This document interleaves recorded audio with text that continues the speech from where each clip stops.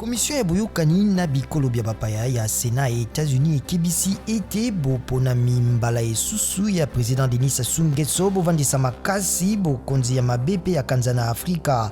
Basénateur baye basengi kolandela malamu bokonzi ya bapengwisi pe ya baye bazali kobebisa demokrasi.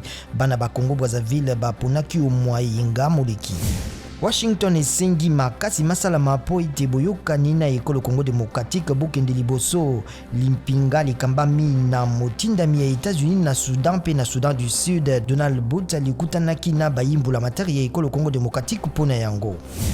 Mangwele ma AstraZeneca malakisi makasi mayango kino koleka 78% na kopekisa COVID-19 ya bilembo pe 100% na kopekisa bokono makasi elobi ba Institut Nationaux ya bokolongono na États-Unis. NIH elandelaki bato koleka nkoto tuku misato na mibale na bisika koleka tuku mwambe na États-Unis na Chili pe na Peru.